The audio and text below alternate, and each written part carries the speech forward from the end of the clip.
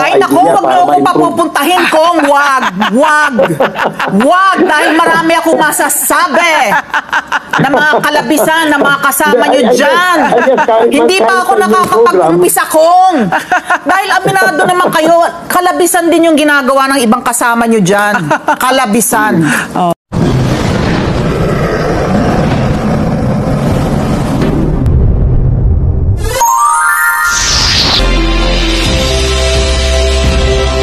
Tingnan natin kasi mga kapatid kung anong purpose ng kanilang pagpapatawag. Nandito si Congressman Barbers, okay? Let's go. 61% sa mga na-survey, aprobado po yung ginagawa ng Quad Committee. No? So ito naman yung extreme ng is yung on the other end nga of the spectrum, kung ito nirereklamo nyo yung mga bumabati ko sa inyo, meron naman, ang majority naman 61% approve of what you're doing. Okay, doon pa lang alam na natin kung ano kasi ang nangyayari, di ba? Binabati ko sila. At obvious naman, alam dito ni, sino na itong dito? Sorry ma'am, nakalimutan ako pangalan. Galing lang kasi ako sa biyahe at hindi ako makatulog kasi nga tulad na sinabi ko, adrenalist ako pag galing sa biyahe. Si Madam dito, Ali Soto. Diba? Si Madam Ali Soto, mga kabatas natin. Okay? Sinasabi niya na bakit niya ipapatawag yung mga taong bumabatikos sa inyo. Diba? Tapos, Quadcom yung dati, ngayon Tricom. Kasi mga kabatas natin, there is actually strength in numbers kapag dito, nandito tayo sa Kongreso. Kasi mas matapang sila kung mas marami sila. Okay? Let's go, mga kabatas natin. Ang sasabihin nila, ba't yung papanatan daw yung mga papatawag yung mga bumabati ko sa inyo? Let me be clear, Ali, no? Hindi kami nagre-reklamo sa bumabati ko sa amin. Hindi naman daw sa mga bumabati ko sa kanila. Okay, let's go. Ano ba? Ang nirereklamo po natin, kasama ng milyong-milyong Pilipino, pribado man o nasa gobyerno, ay yung pagkakalat po ng mga peking news. Okay, pagkakalat ng mga peking news. Unang tanong dyan, may batas na ba tungkol dyan? Di ba? Kasi, di ba, ano ba, legislative ba kayo o korte? Yun lang naman ang tanong dyan eh. Di ba? Kung magpapakalat ng fake news, ano yung batas natin tungkol sa pagpapakalat ng fake news? Mamaya, pag-usapan natin yan. O peking mga issue. Wala akong problema, mag-criticize sila sa amin, sabihin nilang bobo kami, sabihin nila kami, atanga kami dyan sa Kongreso. Bobo kayo, tatanga-tanga kayo, di okay lang yun. Hindi naman, huwag niyong ganunin. Huwag niyong ganunin sila. Okay? Huwag niyong ganunin sila. Problema yun. 24 oras, 365 days in a year. Pwede mo nilang gawin yun. Kunwari lang kayo dyan. Kunwari lang na ganyan kayo. Pero, tanungin niyo si Congressman Abante. Tanungin niyo siya. Bawal nga pagtawanan. Yung magpakalat ka ng fake news na hindi naman, wala namang basihan. Halimbawa, no? I'm just using the issue that was thrown at me. No? Okay, sandali. Fake news, mga kabatas natin. Philippine News Agency. PNP to fake news peddlers, we are watching you. August 28, 2022 pa ito, mga kabatas natin. Anti-cybercrime group. Anong kaso to, mga kabatas natin? Under Article 154 of the Revised Penal Code, unlawful use of means of publication and unlawful utterances. Any person who by means of printing, lithography, or any other means of publication shall publish or cause to be published any news. Publish as news any false news which may endanger the public order or cause damage to the interest of the state will be liable under this article in relation to Section 6 Republic Act 10175, Cybercrime Prevention Act of 2012. So meron na palang batas na ganon. So ibig sabihin, pag may fake news, pwede na tayong mag-file ng kaso sa korte. Bakit nyo pa ipapatawag yung mga vloggers na nagpapakalat ng fake news? Pwede nyo naman na silang kasuhan. Kasi nilitisin nyo. Kasi sasagutin niya rin mamaya, mga kabatas natin eh. Sasagutin niya rin mamaya kung ano ang dahilan kung bakit nila ipapatawag. Okay? It's not actually to seek justice. Because if you want to seek justice, you go to the courts. Okay? Anong dahilan? Tinawag na drug lord, no? Tayong dalawa lang naman nag-uusap, Ali at si Pat, no? Tatlo lang naman tayo. Gusto ko sana rin tanungin, kayo ba'y naniniwala na drug lord? Ito, drug lord daw siya. So anong kaso dyan? Libel, di ba? Kapag ikaw ay pinaratangan ng isang mapanirang pananalita. Libel. Cyber libel.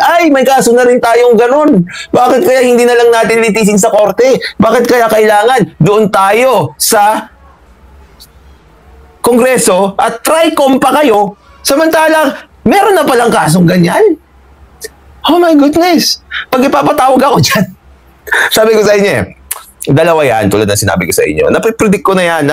Alam niyo naman ako, ang galing ako mag-predict sa mga ganyan. Dalawa yan. Meron silang papatawag ng mga friendly vloggers nila. Parang si Rafi Tulfo, no, di ba? Nagpatawag ng isang taong na-deport at ginawang expert sa paggawa ng content tungkol sa OFW, samantalang wala namang ginagawang content sa OFW yan. So, dalawang kukunin nila. Yung mga vloggers na tropa nila at saka mga vloggers na kalaban nila yan. Okay? Yun yung mangyayari dyan. Makikita nyo na lang yung difference, mga kabatas natin, sa line of questioning. Okay? Makikita nyo yan. I'm 100% sure ganun ang gagawin nila dyan. Alam nga naman, puro hostile yung vloggers na ipapatawag nila dyan. What I mean by hostile, yung mga vloggers na antay sa kanila. Di ba? Hindi. Dapat meron. Kunwari balance eh. Oo. So, alam mo kami, kasi nga, alam mo ba, ano din? Wala po kami hinahabol. Wala po kaming attempt to curtail the freedom of expression and freedom of speech. Okay? Wala kayong attempt to curtail the freedom of expression and freedom of speech, pero? Bagkus, gusto pa namin palakasin ito, pero dapat... Okay, how? Umpisa pa lang doon sa statement mo. It's about fake news. Ngayon, sino magdidetermine ng fake news? Siyempre, kayo na naman. Ay, nako.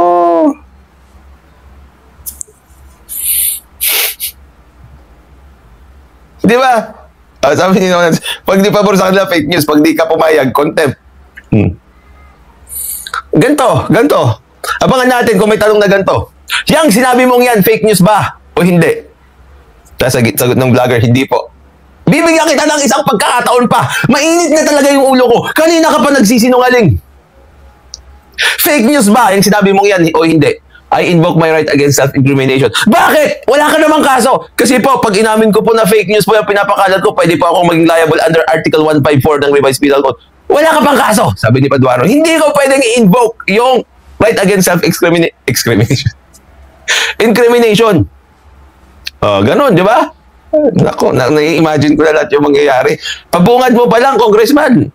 Fake news na agad eh. So, alam na natin kung saang anggulo talaga pinasok itong issue na ito at, kumbaga, Ricardo na lang iba. Or side dish. Ang main dish natin dito, di ba? Ipatawag yung mga ayaw natin. Ang side dish, nandito yung mga vloggers na gusto natin. At po, meron pong responsableng pagpapahayag, no? Meron pong... Totoo naman, dapat meron ganun. And that's already enshrined in our laws. We have enough laws. Yung cyber libel, criminal pa rin nga sa atin yun eh. Tayo dito sa Pilipinas, mga kabatas natin, ang pinakamalupit o isa sa pinakamalupit ang parusa sa libel. Karamihan ng bansa, mga kabatas natin, hindi na kriminal o wala nang nakukulong sa paninirang puri. Yung ang nangyari kay Johnny Depp at saka kay Amber Heard, mga kabatas natin, that's libel. Walang kulong. Civil case lang. Tayo dito sa Pilipinas, ang isa sa pinakamatindi ang parusa sa paninirang puri. Kasi tayo dito, mga kabatas natin, kulong ka kapag nanira ka ng iyong kapwa. Halos wala na yan sa ibang bansa. Sa atin lang yan meron. Tapos sasabihin nyo ngayon, dapat maging responsable ka? Dapat.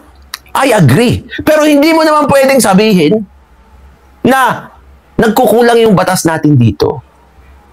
Kung itong mga taong ito, hindi pa rin sila responsable despite the fact na napaka marahas na yung penalty natin dito ng paninirang puri.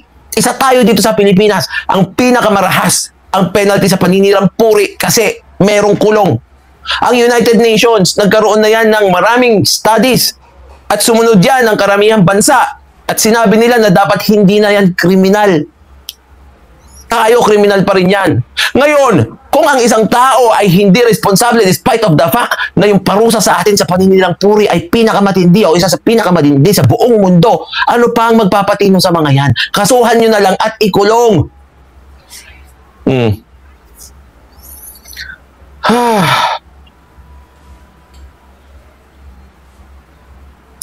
Yung may batas na i-hearing in aid of legislation, pasamantalang yung mga kailangan na batas like anti-political dynasty, walang kumikilos kaso di pabor sa kanila o alis. Yeah, yan slap law. Hindi naman panig sa kanila din eh. Di ba? That's a joke. Kulong na nga yung penalty sa atin, isa sa pinakamarahas. O actually, yun na yung pinakamarahas na penalty na may papataw mo sa paninirang puri. Oh. Sabi nila sa chat, ang interest ba talaga nila yung mga vloggers na nagsalita against them or gagamitin nila para i-promote yung mga paid vloggers nila? Kasi nga, di ba? Pati PTV4, nagpo-promote na rin ng mga paid vloggers. Ika nga, disiplina sa atin. Huwag po natin ituro sa mga kabataan, yung mga pagmumura, pambabastos, dahil alam po natin. Oh, come on. Punta ka sa Senado, si Raffy Tulfo, yung pambabastos. Too bold. Yung pambabastos. Tignan nyo naman yung ginagawa nyo dyan, dun sa Quadcom. Yung mga anak at mga apo natin ay meron pong access sa social media. Ngayon, kung kayo papayag na matuto sila ng mga pagmumura at pagkakalat ng fake news, doon po natin ipakita dyan sa hearing na yan. Di ba? Nakita nyo, kung gusto nyo matuto sila ng pagmumura at paninirang puri, doon natin ipakita doon sa hearing na yan. Nagiging sarcastic ka pa. Kasi obviously, di ba? Dadalhin yung mga taong yun sa home court nyo.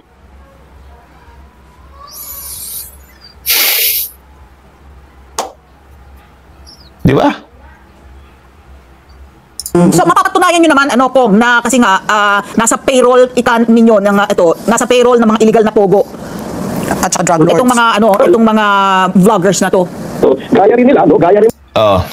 Well, siguro nga, hindi ako mapapatawag dyan. Nasa payroll ng illegal na pogo.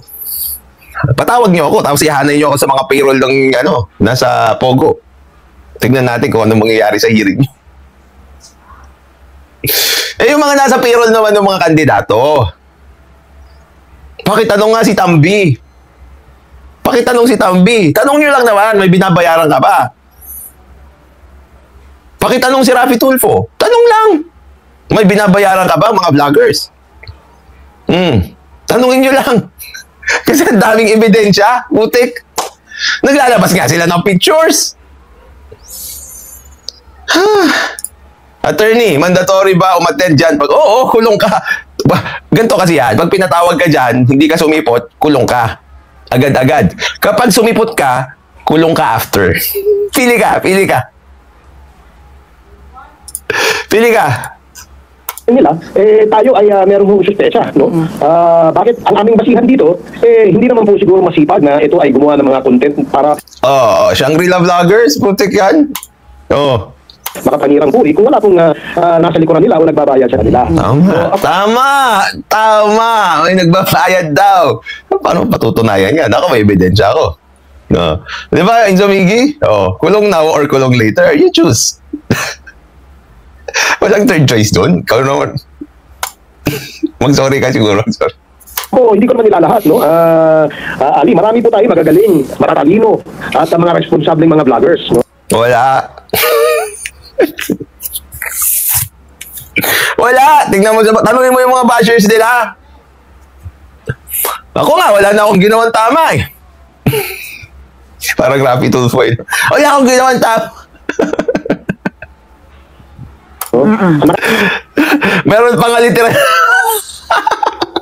Yung nonsense, pumunta pa ba tayo dyan? Kasi naman. Isipin mo, di ba? Magpapabayad ka sa politiko. Magpapapicture ka pa sa kanya. Hindi lang basta-basta picture. Picture ng meeting nyo kasama yung mga ibang vloggers.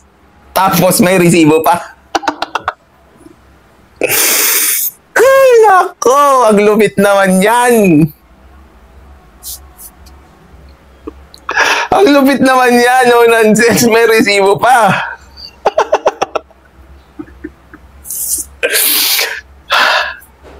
Di ba? Documented at may video. Oh my goodness. Tapos maninira. Siguro yun yung sinasabi ni Kong Barbers. Di ba? Pero pag ako sa inyo, yun ay patawag. Sayang oras, sayang pera. Kasuhan nyo na. Nakakalungkot lang ay meron pong nakakasingit dahil nga pong walang regulasyon, wala hong limitasyon, may nakakasingit na mga bugok dyan, no? Kasi yun nga, yung very purpose ng freedom of speech and expression. Hindi mo siya lilimitahan. Diba?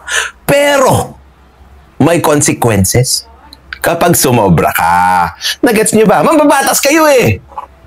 The very purpose of freedom of speech and expression is no limitations. Kaya mong sabihin kung anong gusto mong sabihin. Kaya mong punahin, murahin, gawin kung anong gusto mo para i-express yung sarili mo. Kahit makapanira ka ng ibang tao. Yun ang freedom of expression, kaya nga freedom eh. Pero, it is not without consequences. Kayang-kaya mo dapat gawin yan. Yan ang very essence ng freedom. Hindi ka pipigilang magmura at hindi ka pipigilang manira. Otherwise, kina-curtail na yung freedom mo. Pero, kapag inabuso mo yung freedom mo, pwede kang makulong, magbayad, mapanagot sa batas. Kaya nga freedom eh. Alam nga naman sasabihin mo sa tao, oh, free ka. Pero may limitasyon. O di hindi ako free. Parang sinabi sa'yo, oh, you are a free man. Pero, pwede ka lang umikot dito sa Pilipinas. Hindi ka pwedeng mag-ibang bansa. So, hindi ako free.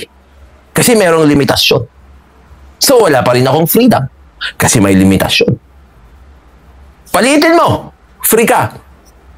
Pero, pwede ka lang umikot dyan sa probinsya nyo. Pag lumampas ka ng probinsya mo, kulong ka. Oops! Hindi ka pa rin free. Palitin natin. Free ka. Pero pwede ka lang umikot dyan sa syudad nyo. Freedom ba yon? Hindi. Palitin ulit natin. Free ka. Pero pwede ka lang umikot dyan sa kulungan. Free ka.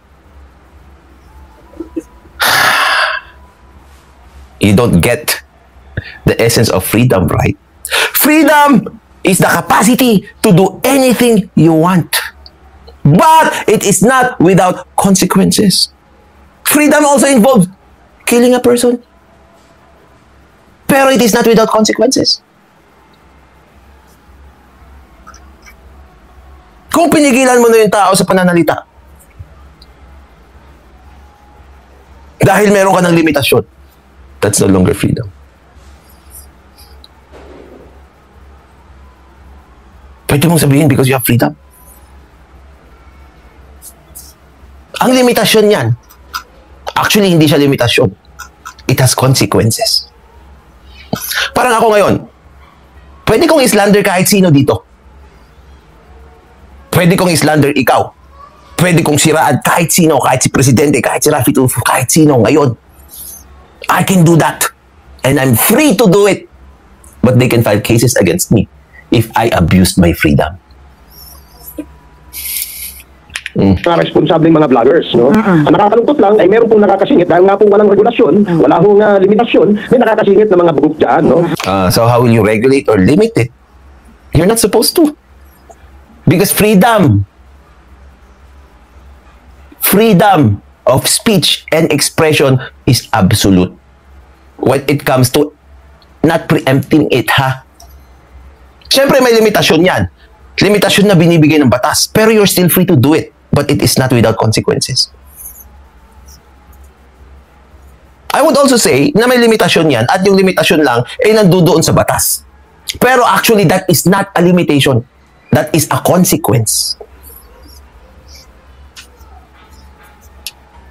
Kasi hindi ka pa rin nililimitahan. Pag nilimitahan ka na kasi hindi ka na pwedeng lumampas doon eh. Ang punto dyan, pwede ka pa rin lumampas eh. Kaya lang, may consequences. You can say anything you want. You can say whatever you want to say to anyone. Pero it is not without consequences.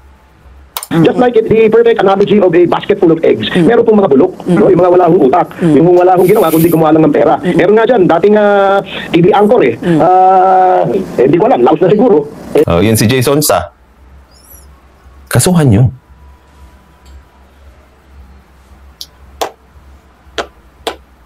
Don't get me wrong ha, maraming nagsasabi kasi yung batas ang limitation. Limit mo na dapat i-impose mo sa sarili mo yun.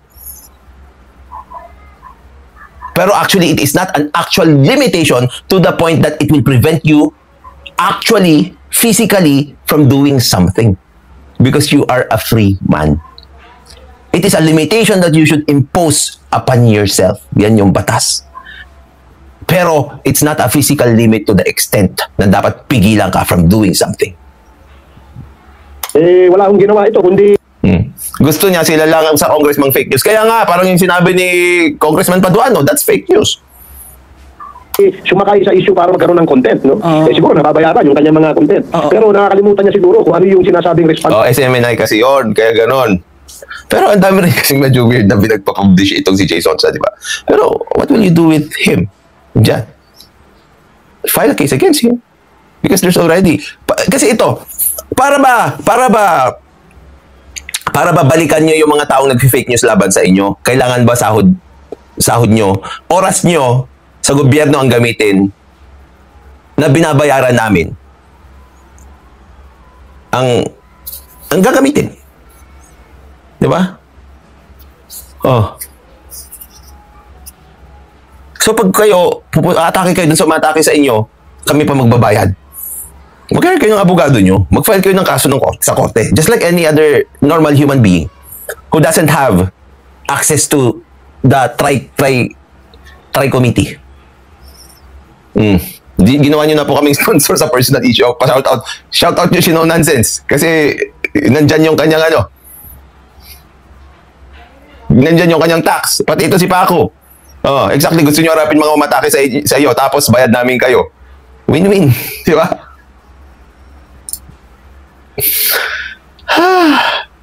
Attorney, ang purpose niyan, makontempt ang lahat ng influencer para tahimik ang social media world.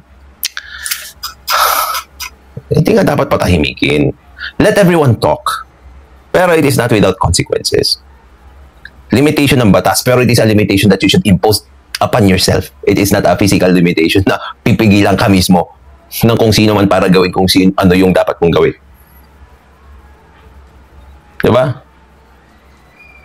Ganon. Kasi hindi katulad nito yung Minority Report. Naalala niyo yung Minority Report? Di ba parang meron kasi silang mga psychic na nakikita nila kung sino yung mga magiging murderer o kung sino yung gagawa o papatay ng tao eventually.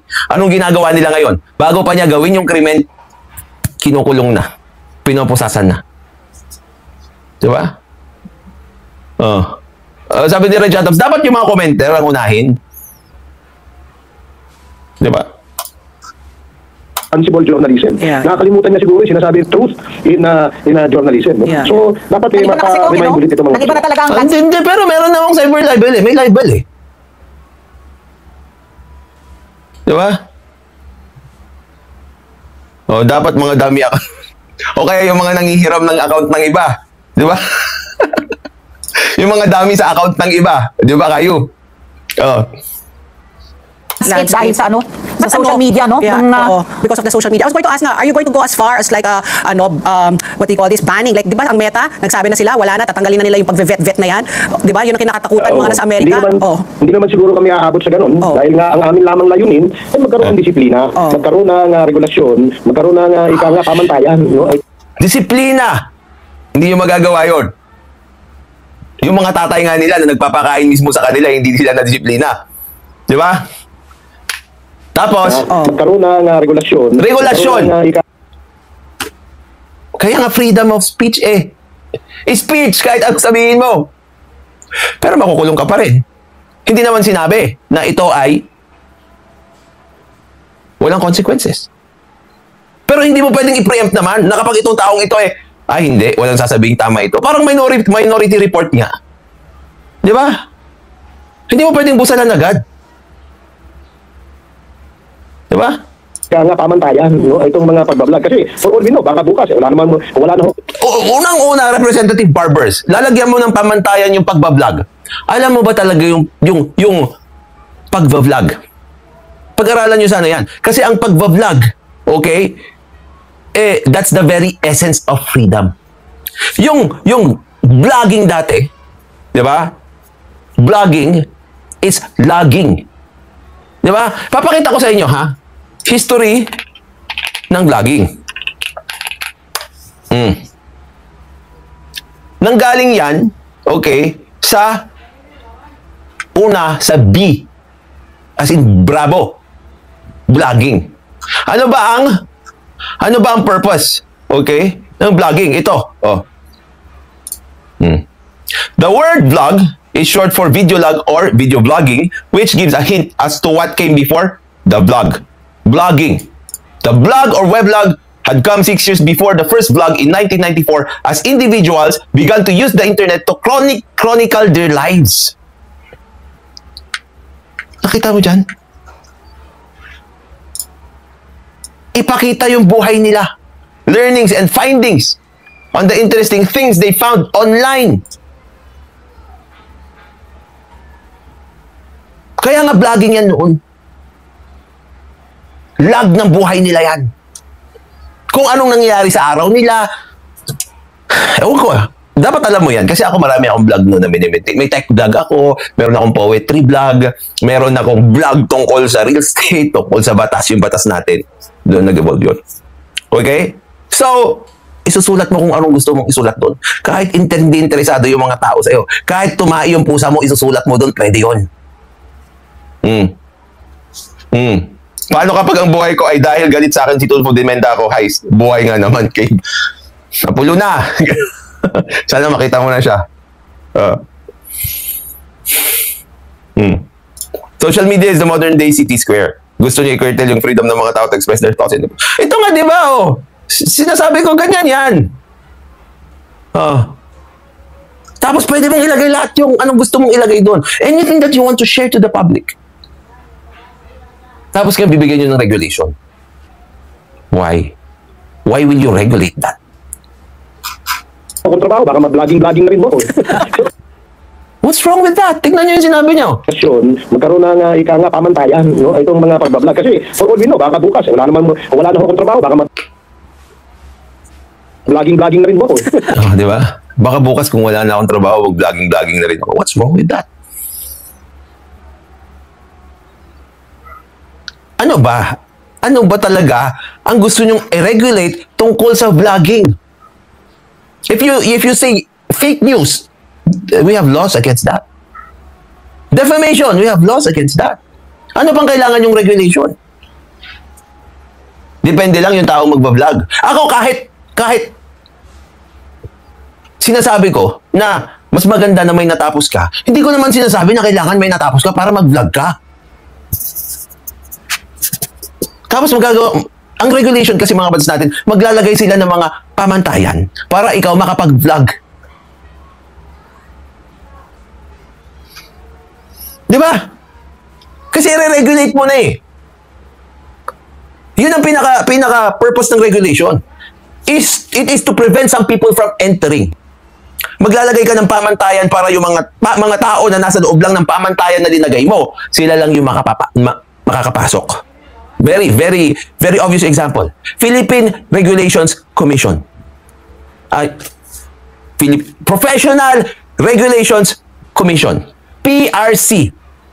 Regulations. Sila ang nagre-regulate sa mga tao na makakapasok lang sa certain jobs or expertise.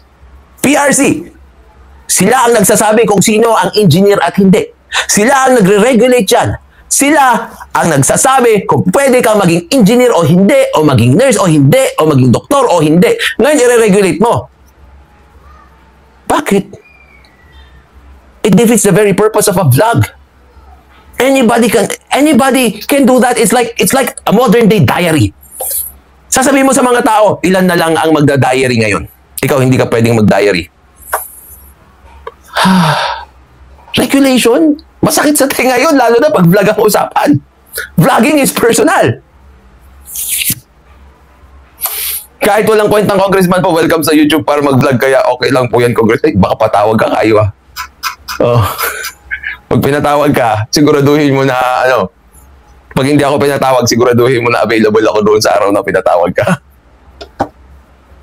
Nag-gets nyo ba yung gusto kong ipahiwatig sa inyo? Diba? How will you regulate that without destroying it? Alam mo, tanong ako, parang yung gusto mong mangyari, parang talagang ano yan, lubhang napakahirap. Kasi Oo. there will always be, yung sinasabi ninyo na merong dating journalist. Kasi any Tom, Dick, and Harry now eh. Lahat ngayon may handle eh. Lahat Yeah. na lang may gustong sabihin. At binibigyan sila ng plataforma. Exactly! Yun yung punto doon. Lahat ng tao may gustong sabihin. At you have the freedom to say whatever you want. But it is not without repercussions. To express what they want Correct, to say. yeah. Pero tatayo ang pangalan mo eh. Maniniwala ba kami, kamo, kung na-drug lord ka? Tatayo ang pangalan mo. In the end, it's really your credibility, your integrity. Paniniwalaan ba ng mga tao yung pinagsasabi nitong tao na to na allegation, let's say, against you? I think ang kampanya, ang thrust should be educating everyone to be I agree. Yan din yung sinasabi natin, di ba?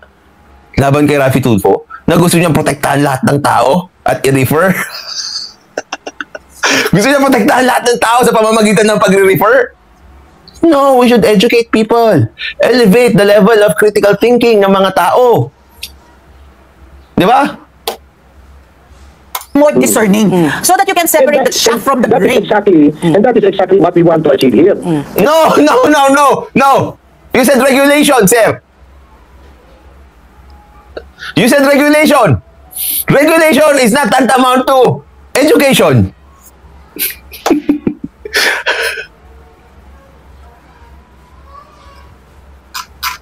Diba?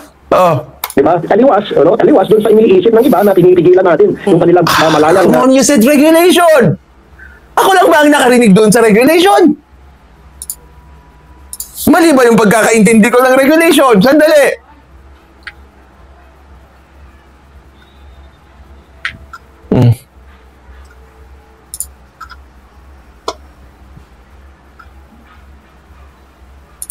Collins Dictionary. What do you mean by regulation? Collins Dictionary to. Official na regulation. Na dictionary. Regulations are rules made by a government or other authority in order to control the way something is done or the way people behave. Kaya nga, Professional Regulations Commission. Regulate, control, pigil. Ako ko ba? Tapos sasabihin mo, hindi yan yung gusto ko. Taliwas doon sa iniisip ng iba na pinipigilan Regulate! Come on! natin yung kanilang mamalayang na pamamahayag. No, hindi yung ganun. Yun ang sinasabing sa inyo. Kaya nga tinitwist nila eh. Di ba? Pagka yung interview mo halimbawa sa isang kaya ito, yung interview nyo sa akin, i-splice nila ito. I'll bet you 1,000% they will do this. They will splice this, no? No, I didn't splice it, ha? Although sinabi nung isa, splicing daw yung ginagawa ko pagpo-post. Putik, hindi naman splicing yung post. Yung post sa post. And they will only play yung mga gusto lang nilang marinig na ikasisira natin. No? Yun nga, balik ulit yung tanong sa inyo, no, Ali? Hindi lahat ko nga yung gusto mo sabihin, eh. Kayo ba papayag na walang regulasyon, na patuloy ang pambabastos, patuloy ang pagmumura, patuloy ang walang disiplina ng mga yan? Ano? Paano mo sila i-regulate kung hindi mo pa alam kung ano yung sasabihin nila? Kaya, di ba, after the fact na, kaya kasuhan na lang yung mangyayari. Kasi hindi mo pwedeng screenin kung sino ang magbablog at hindi.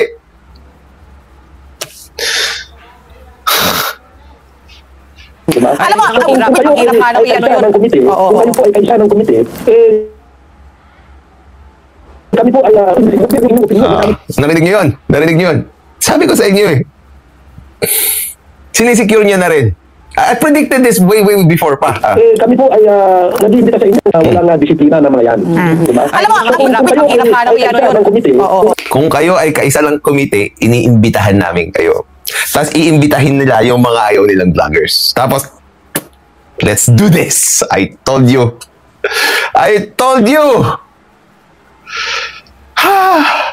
Sabi ni Mang Rene, sama ka ba dun sa pagkasama ka daw? Hindi daw ako papatawag pag wala ka. Alam niyo naman na gusto akong ipatawag ng mga ito. Pero hindi kasi nila alam kung nasaan ako.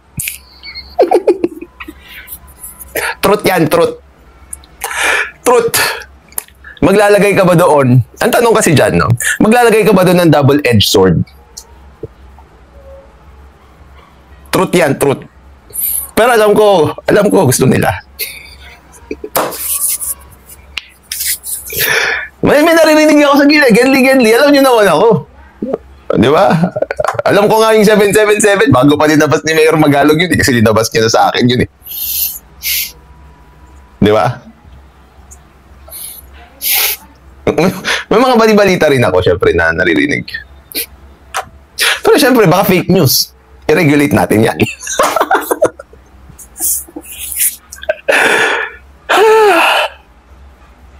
Kasi tingnan nyo dito. Diba? Alam mo, ang hirap nga lang yan. ng komite, Oo. kung kayo po ay isa ng komite, kayo po ay nag-iimbita sa inyo na magbigay sila. Kailangan kasi nandun ka. Dapat clear yung distinction mo kung nasaan ka. Kung kaisa ka ng komite o ikaw ay dating laos niya newscaster na naging vlogger. Gets nyo? Gets nyo? Inyong opinion, no, sa aming susunod na hearing tungkol dito. Bigyan nyo kami ng guidelines, bigyan nyo kami ng ideya kung paano natin. Bigyan nyo ng guidelines, bigyan nyo ng ideya. Wala kayo dapat guidelines. Kasi vlogging yan eh. Tsaka may batas na magpaparusa sa kanila. Free market dapat. Bayaan nyo magsalpukan ng bad info sa good info. It will boil down sa integrity and reputation din ng vloggers. At saka kung gaano kalaki yung bayad. At saka yun nga eh, di ba? Matagal na natin pinaglalaban, di ba kayo? Na dito sa community natin, we are training people here to be critical thinkers. To be logicians. Di ba? To be not uto-uto. To think for themselves. Kasi yun talaga ang tanging paraan dyan. Hindi mo sila pwedeng bebehin. Isipin nyo, yung mga bata na sobrang inalagaan at ayaw man lang padapuan ng langaw, lamok. Hindi dapat nahahanginan ng masama. Huwag maglaro sa damuhan, sa putikan. Huwag maglaro sa pwestuhan, sa batuhan pala. Anong pwestuhan? Sa batuhan, huwag maglaro sa batuhan. Di ba? Huwag kang lumabas dyan, madumi dyan. I-alcohol mo agad. Mag-spray ka agad ng Lysol pag may dumaan. Anong nangyayari dun sa mga batang yun? Mahina ang resistensya. Kasi hindi nasasana yung kanilang antibodies. Di ba? Yung mga white blood cells nila, tamad.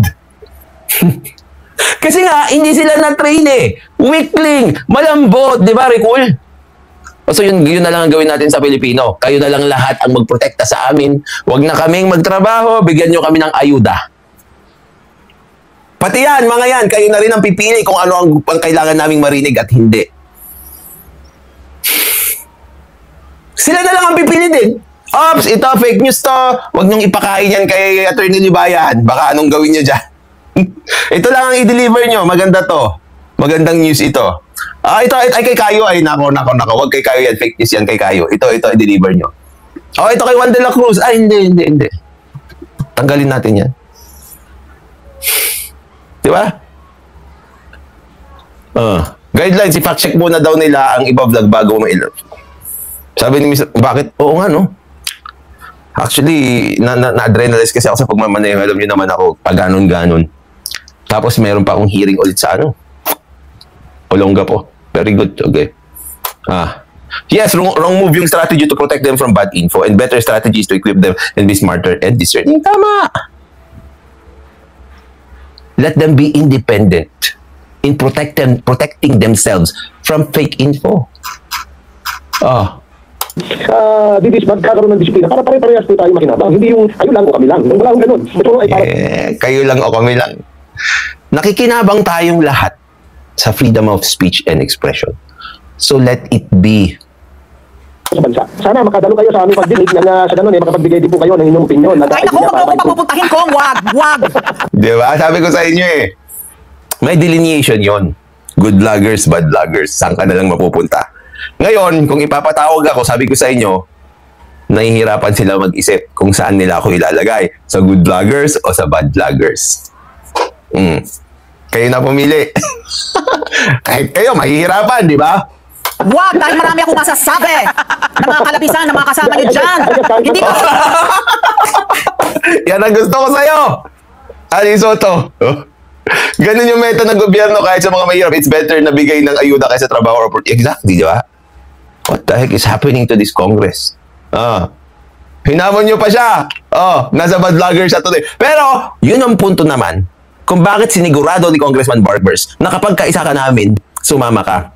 Pero, naging honest siya sa sinabi niya na May ako masasabi na mga kalabisan na mga kasama nyo dyan. Hindi pa ako nakakapag-umpisa kong.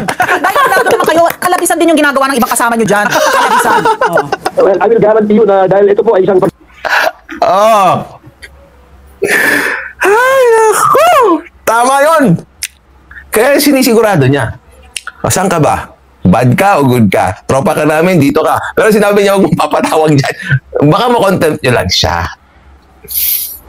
pagdalakay ng issue na may national importance at para po sa atin to, para po sa ating bayan, kailangan namin Hindi, para sa inyo yan. mga opinion mula po sa mga experts kagaya ninyo, no? Pagdating sa journalism, pagdating Oh, pero vlogging ang usapan, bakit yung journalism? Pero mga wads natin, no? Consider journalism na rin kasi yung vlogging eh. Kahit iaano nyo kasi, in the most widely accepted sense of journalism, vlogging is already included. Kaya nga pati dun sa panahon ni Bongbong Marcos nung pumasok na yon, di ba? Gumawa nga siya nung yung pinamumunuan ni Coach Jarrett na na Vloggers United, blah blah blah, eklabu eklabesh, di ba? Tapos naging walang kwenta. Dahil pangit na yung pamamalakad niya, sabi ng Rappler. Di ba? Ang mangyayari kasi pag na-regulate yung vloggers na yan, ito lang yung mga vloggers na tama ang sinasabi. Tapos meron doon, bobong kriminal. Ha? Paano na-regulate yan? Paano nag-regulate ba yan? Tapos yan yung mga ipapasok nyo. Mga bobong kriminal, pasok. Mga bayan, pasok. Oh, come on! Hindi regulated yan. Paid. Compensated dapat. Yun ang tawag dyan. Compensated vloggers. sa experience, kailangan po natin yan. Dati po, hanggang paggawa lang po kami ng batas. Akala ko nga, hanggang doon lang kayo. Anong ginagawa nyo ngayon?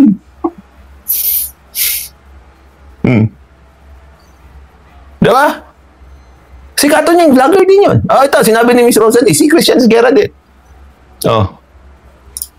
Hindi po ay dapat giyahan o gabayan nitong mga expert dito sa industriya nito. Oo. Simple-simple lang kung in much the same way as, we would want people to respect us, ganun din sana yung ginagawad nating respeto sa ating kapwa. Yung ibang matapang din itong si